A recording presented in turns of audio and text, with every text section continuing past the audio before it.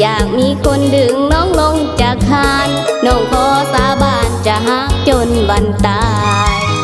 หัวใจน้องขาดความอบอุ่นหน้ามูน้องขาดคนซอยทาย30 ปียังว่างอยู่เด้ออายถึงหน้าตาบ่ค่อยทันสมัยแต่ว่าหัวใจเกินห้อยแน่นอน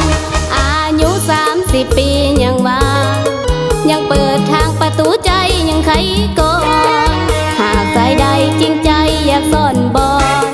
หากสายใดจริงใจอยากซ่อนบอนบ่น้ำตกคอนสิให้กินฟรี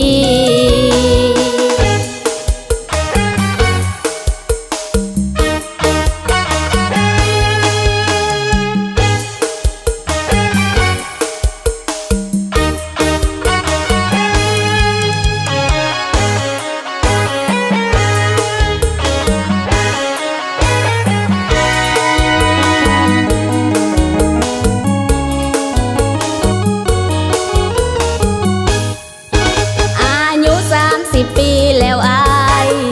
แต่หัวใจยังบ่มีไผจองไทยบ้านสาว่าเป็นสาวไว้ทอ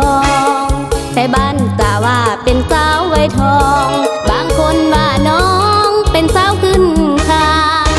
ทรมานหัวใจหลายปีคำว่าสามียังบ่เคยพบผ่านอยากมีคนดึงน้องลงจากคานอยากมีคนดึงน้องลงจากคานน้องขอสาบานจะหักจนวันตายหัวใจน้องขาดความอบอุ่นหน้ามูน้องขาดคนซอยทาย30 ปียังว่างอยู่เด้ออายถึงหน้าตาบ่ค่อยทันสมัยแต่ว่าหัวใจเกินห้อยแน่นอนอายุ30 ปียังว่างยังเปิดทางประตูใจยังไขก่อนหากสายใดจริงใจอยากซ่อนบอน